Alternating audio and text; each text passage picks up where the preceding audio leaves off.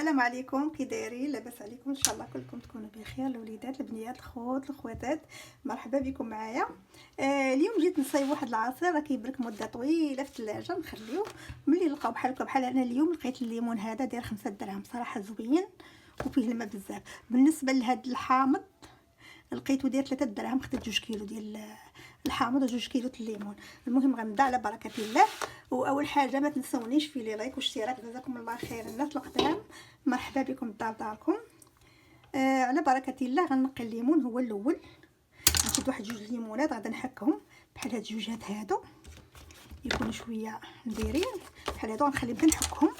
وهذا غادا نقشرهم، غادا نقيهم بحال هكايا ونرجع معكم ان شاء الله. هلا بعد ما نقيت الليمون حتى هاد القشره كيف كتشوفوا هاد البابه هادي راه كنقي بيديا باش ما كيبقاش فيه الخيوط وكنحيد منه هادشي. كيف كتشوفوا هاد البابه هادي ما خصهاش تبقى هاد البيضه، غنحيدو كلها هي اللي كتمرر لينا العصير كيف كتشوفوا.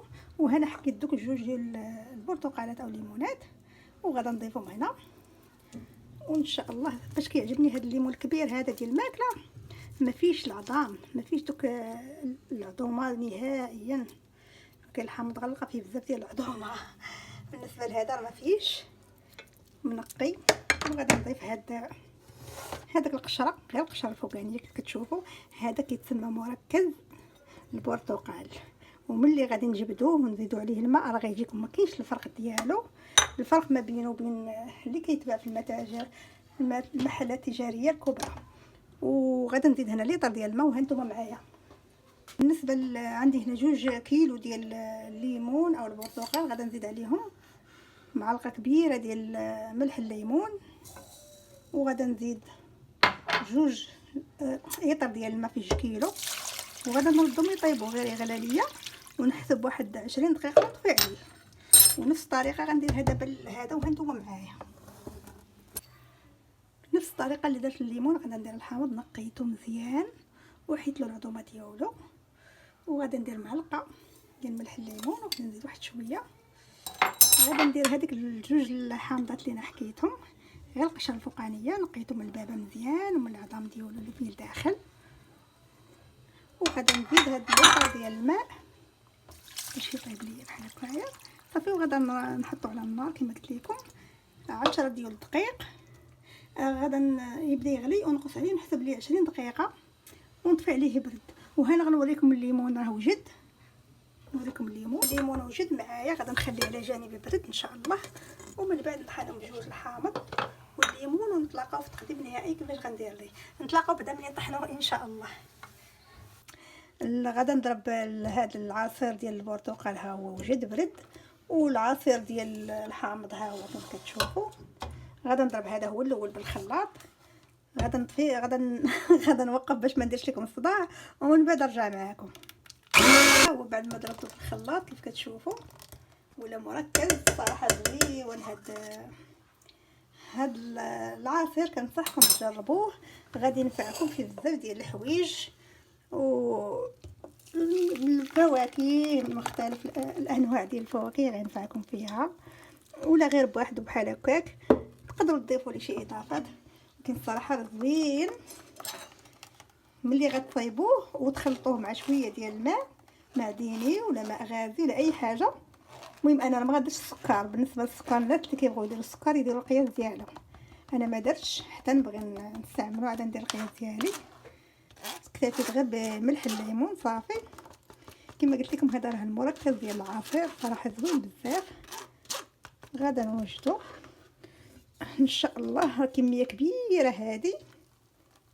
انا فضلت نديرو بالليمون ديال الاكل ماشي الليمون ديال العصير، لينا كيجي بنين بزاف، كيجي احسن من ديال العصير. ايوا الصراحه جا زوين، واحد الريحه فيه كتشهي.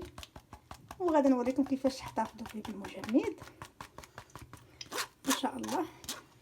كتشوفوا الكميه كبيره، وغادي نوريكم القياس. مثلا هذا القياس اللي غندير شحال كندير فيه ديال الماء، او الا بغيتو تزيدوا عليه مثلا الياغورت او تزيدوا عليه الحليب او تزيدوا عليه اي حاجه مع الفواكه ممكن. المهم الاساس راه هو هذا. غادي نشد واحد البلاصيكه بحال هكا وغادي ندير هذا العطار هذا كيف كتشوفوا ما شاء الله مركز.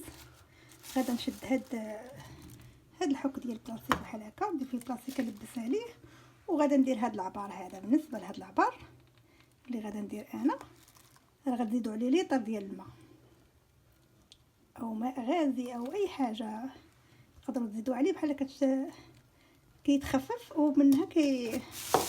غادي ناخذ هاد البلاستيك كتشوفوا، وغادا نحطو نكمل بنفس الكيفيه باش ما يشدش معايا. هذا غنخليه مرخوف باش ملي غادي يتجمد غيتجمد بحال هكا مسرح. غادا نكمل بنفس الكيفيه ان شاء الله حتى نكمل كل شيء. الحك هذا الا كانت عندكم البلاستيك اللي كيسد الاخر العادي يمكن لكم ديروه. انا ما تواليش عندي دابا، عندي غير هذا ديال المجمد. انا درتو كيف كتشوفوا، وغادا نعاود نطحن نفس الطريقه. ندير الحامض حتى هو غنطحنو بنفس الطريقه، وما غاداش ندير كما قلت لكم السكر. وهاد هاد القياس اللي دايره انا راه كيدير ايطرو ديال العصير. بغيتو تزيدوا كتر يمكن لكم تزيدوا كتر. اللي بغى اللي يدير كميه اكثر من هذه عنده العائله كبيره اكثر مني انايا، حقاش انا ولدي اللي عنده العائله كبيره يقدر يدير اكثر من هذه الكميه هذه، وعلى حسب بغى يدير 2 يطرو 3 يطرو على حسب. غادي نكمل ان شاء الله بنفس كيفيه ونرجعوا باش نطحنوا لهذا الحامض ان شاء الله. بعد ما كملت هذا في عمرته في البلاستيكات، غادي نطحن ديال الحامض حتى هو ان شاء الله العصير ديال الحامض. بعد ما طحنت العصير ديال الحامض ها هو غادي نصفيه في نفس اللي صفيت فيه، ما غادي نغسلهم ما والو لحقاش راه غير عصير ليمون الحامض.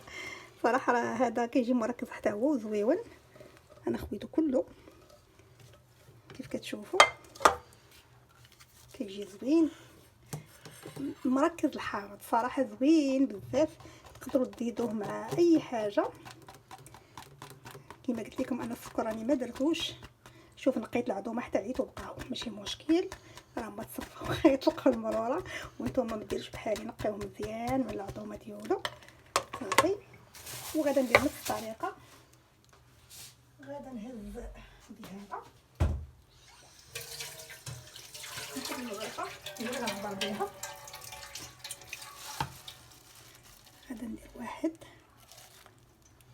2 3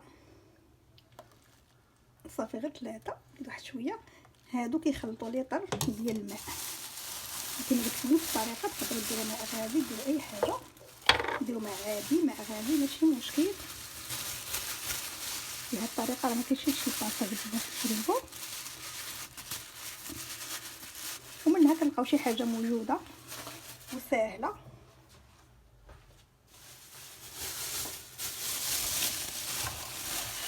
باش ما نطولش عليكم غادي نكمل بنفس الطريقه ونتلاقاو ان شاء الله في التقديم النهائي. هذا هو العصير ديال البرتقال بحالو بحال اللي كنشريو ديال العلب، ما تفرقوش بيناتهم. وهذا ديال الحامض، هذا ديال الحامض راه كيكون قليل في المتاجر في المحلات التجاريه، وصراحه زوين وشي حاجه مصيبينها بيدينا وكميه كثيره ورخيصه بزاف. صراحه خرج لي هاد الكميه راه فيها الليمون وفيها الحامض. غادي نديرو في المجمد، والوقت اللي غادي نحتاجو نجبدو بوقت طويل باش يذوب معايا. بغيت ندير معاه الفواكه، بغيت نخليه غير بحال هكا زوين صراحه عجبني بزاف. وبغيتو تزيدوا معاه كما قلت لكم شي حاجه في الياغورت، ولا تزيدوا معاه شويه الحليب ولا اي حاجه، راه كيجي لذيذ بزاف. بالنسبه للسكر كنخليوه الاخر، نتوما ديروه في الاول بغيتو ديروه. وكنتمنى لكم هذا الفيديو بصحه راحه، وتجربوه وتردوا عليا ان شاء الله. يلا نتلاقاو في فيديو اخر باذن الله.